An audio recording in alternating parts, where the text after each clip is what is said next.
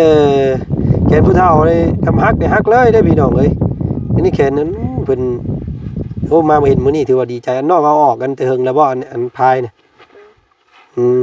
มออกประมาณได้แล้ว3 มื้อ4 มื้ออืมพี่น้องได้แล้วบ่ชุดนึงแต่เดือนนี้ออกจักมื้อเลยเดือน8มื้อนี้บ่8มื้อ8 6 มื้อ 7 มื้อนี่แหละเนาะเพราะว่าไสก็พาเพิ่นไปมื้อก่อนนี้แล้วประมาณ 4-5 มื้อนี่แหละเนาะเศร้าเลยเด้พี่น้องเอ้ยยากินเบิดแล้วบ่ลูก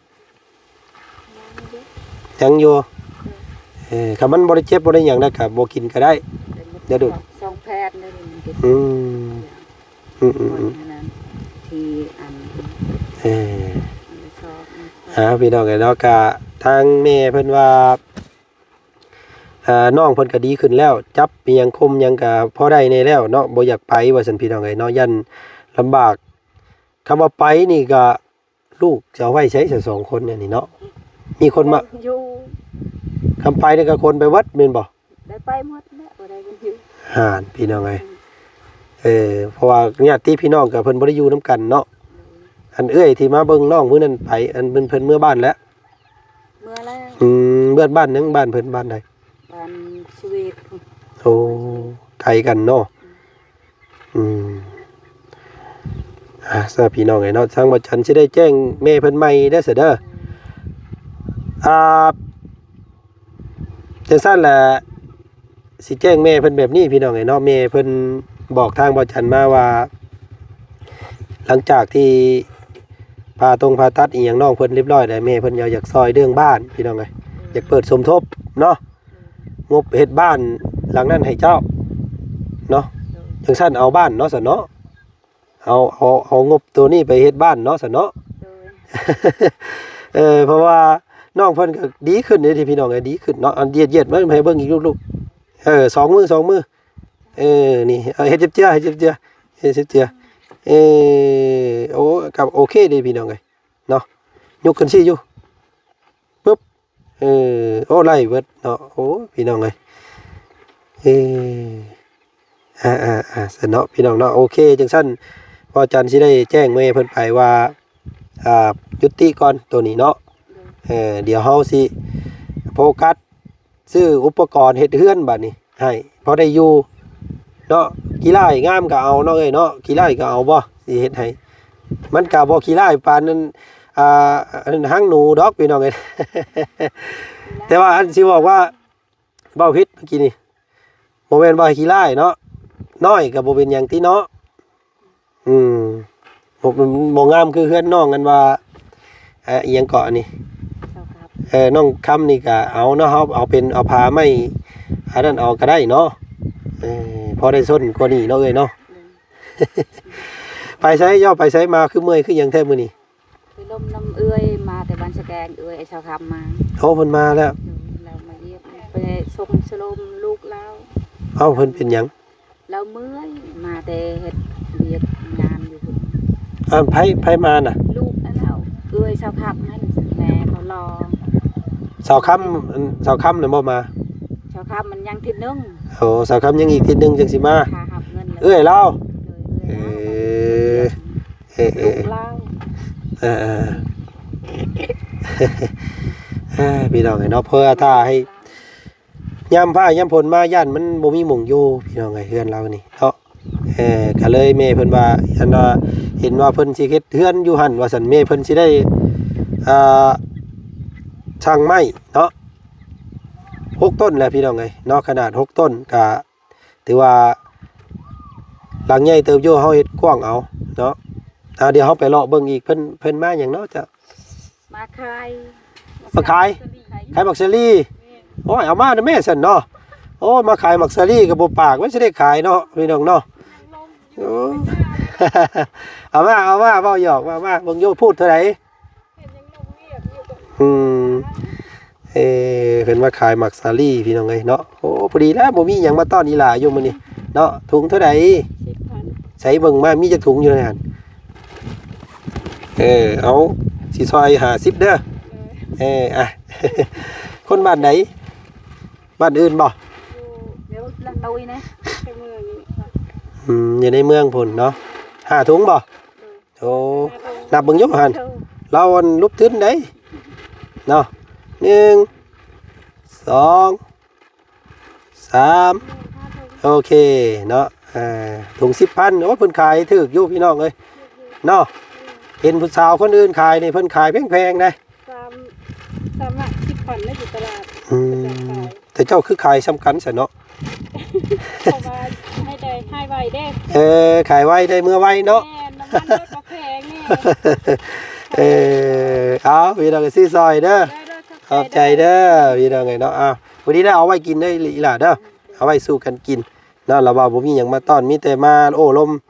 ว่าสินัดมื้อกันเขาว่าสิลงไปพี่น้องเอ้ยแต่ว่าพอมาเห็นแล้วก็เนาะมันก็โอเคพี่น้องเอ้ยเนาะมันก็บ่ได้คดบ่ได้จงเพราะปานใดแล้วก็คือสิเฮ็ดเวียกเฮ็ดงานได้ปกติอยู่เนาะมีแต่พักพื้นช่วงนี้ก็งดก่อนเด้อแนวนักแนวหยังก็บ่เผาจับเบื้องนี่เนาะมันฮักอีกเลยไปโอ้ยยากเลยพี่น้องเอ้ยเนาะให้มันเป็นปีพุ่นแหละจังสิเฮ็ดเวียกจังได้เนาะเสียงแหบบ่สบายแต่ว่าบ่สบายมื้อนี้เนาะพี่น้องกันทางเอ้ยเพิ่นป้ออันต้มหม้ออันว่าแกงหน่อไม้น้ำก็เบิดเลยพี่น้องเอ้ยทางนี้เนาะเอาเดี๋ยวมาเฮาเปลี่ยนจากการนั้นว่าลมเรื่องแขนขาน้องเพิ่นเดี๋ยวเฮาสิพาไปล่ะพากับแม่เจ้ายังพาไปเบิ่งอีกไปเนาะเบิ่งเฮือนมึงเดินแล้วพี่น้องเอ้ยเนาะสิมีบุญวาสนาได้บ้านได้เฮือนคือหมู่อยู่บ่เนาะพี่น้องเอ้ยน้องจำปากับเอ้ยยังเอ้ยลำพรลำพรนอนหนาวพี่น้องเอ้ยเนาะกับลูกสาวแขนฮักเนาะผัวสุดที่รักปะกันเนาะย้อนเสพของมึนเมาว่าซั่นพี่น้องเอ้ยเนาะมาล้มเบิ่งเรื่องตัวนี้บาดนี่พี่น้องเอ้ย คันอยากเฮ็ดแล้วเอาใส่เช่าตัวนี้บ่ แม่นคำว่านั่นก็เจ้าสิเอาสอนไหมบ่ เอาดอกเช่าตัวนี้มันเยอะ ยันมันฮักบ่ ต้องเอาเสาไม้ได้เนาะ เอาเช่าไม้แล้ว โอ้เสาเบิ่งหั่นมันเป็นไม้หยังอันนี้ซะพี่น้องเอ้ยเนาะคอยเอิ้นไม้ย่างมันไม้ ยันมันบ่ทนเนาะ ทนแล้ว ยันเฮ็ดล่ามปี2ปีนี่มันยันมันดอก แม่นอย่ามั่างไปอย่ามั่างตลอดอย่าอยู่ตลอดเลย ทำเฮ็ดได้ก็อยู่ตลอดเนาะ ได้เฮ็ดก็จะอยู่ตลอดอยู่ตลอดปีเลยสาพี่น้องเอ้ยโอ้ลมเบิ่งก่อนเนาะเดี๋ยวทางบ่จันสิไปแจ้งทางแม่เพิ่นอีกเด้อเด้อเนาะว่าแขนน้องเพิ่นนี่แม่นบ่ได้พาไปผ่าตัดแล้วพี่น้องเอ้ยเพราะว่าอยู่เฮือนเอื้อยคอยมีแล้วเขาจะขาย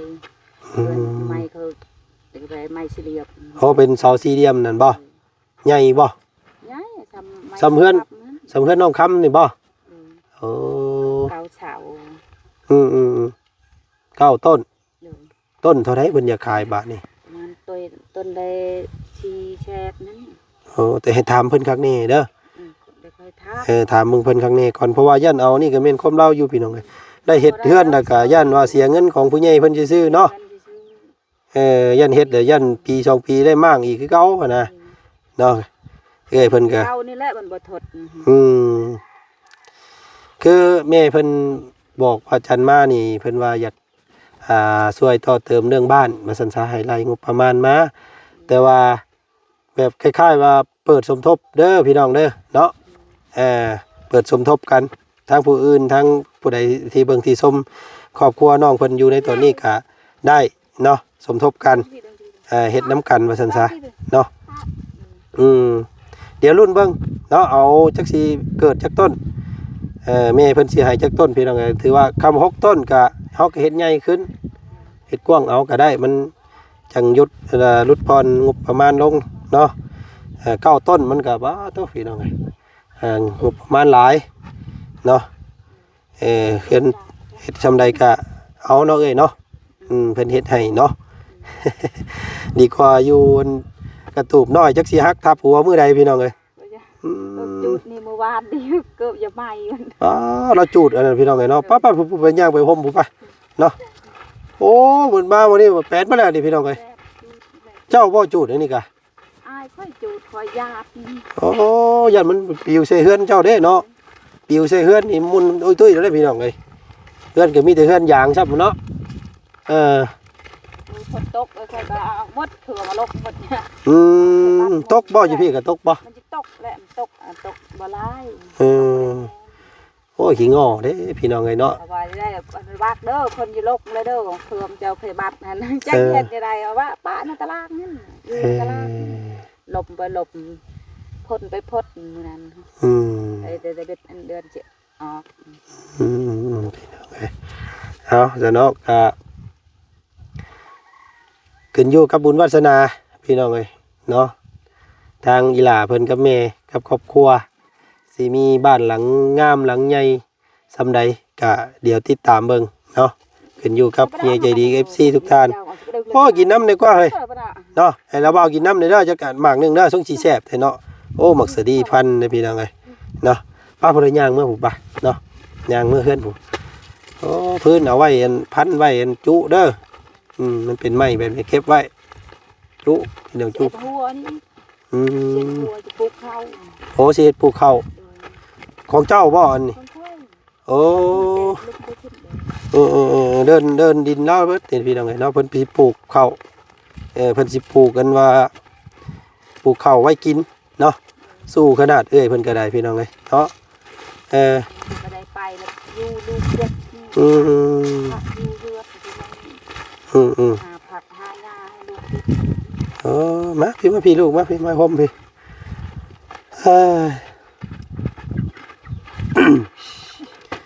เสียงแหบๆเนาะบ่สบายมาหลายมื้อพี่น้องเอ้ยมื้อนี้แหละถือว่าสาวคำถามไปใส่เขาบ่ได้มาบ่มาแต่เดือนออกใหม่แล้วมาโทรมาดินน้ำโยเทสิ้นเดือนนี้เพิ่นสิมาอยู่น้ำนี่สาวคำโทรถามเลยโอ้เพิ่นเฮ็ดงานพี่น้องเอ้ยเนาะสาวคำก็ว่าสิพากันกลับบ้านมื้อนี้แล้วก็แวะเข้ามาทักมาถามเบิ่งพี่น้องเอ้ยเนาะเดี๋ยวสิให้เพิ่นถามเบิ่งเรื่องเสาเด้อเนาะก็ว่าแม่เพิ่นสิเอา6ก็ถามไว้ก่อนเนาะหลักๆแม่เพิ่นว่าสิวางแผนว่าสิเฮ็ดให้6ต้นถามไว้ก่อนครับว่าวันต้นมันบ่แพงก็สิเอา9เนาะคำเพิ่นขายแพงก็เพิ่นสิเอา6ลองเบิ่งเด้อถามเบิ่งเพิ่นเด้องามอยู่บ่เสาเดียมยังดีเนาะลองเบิ่งพี่น้องไง9ต้นอันนั้นจะเฮ็ดขนาดน้อยเนาะเสามันจีมกันโพดเนาะความจริงเฮ็ด6ต้นก็ได้สำเฮือนน้องคำนะแต่ว่าเพิ่นเอา9เนาะก็มัน9ต้นมันก็เสาหลายมันก็เสามัน6เนาะเฮ็ด6ก็ได้พี่น้องไงเนาะเอาให้เพิ่นถามแล้วคงราคานั่นก่อนเดี๋ยวจังใดเดี๋ยวมารอบหน้าเด้อเด้อมารอบหน้าอันสิดำเนินเรื่องอันไล่ไม้ไล่ตอกให้เนาะมีข่าวดีมาแจ้งอยู่มื้อนี้พี่น้องไงเนาะแม่เพิ่นก็บอกว่าแม่สู่ผู้เดียวกะย่านบ่ไหวเพิ่นว่าพี่น้องไงเนาะไหวอยู่แต่ว่าย่านมันดนเนาะแต่ว่า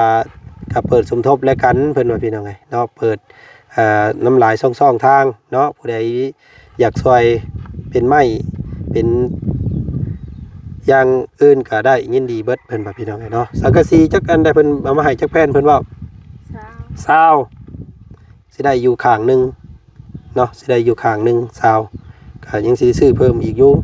ประมาณ20พุ่นแหละซื้อเพิ่มอีกก็ได้พี่น้องไงเพราะว่าได้เฮ็ดแต่ก็มันอยากให้มันแน่นมันหนาคือเพิ่นเว้าอันนี้เนาะสิมากไปมากก็บ่ได้แล้วอ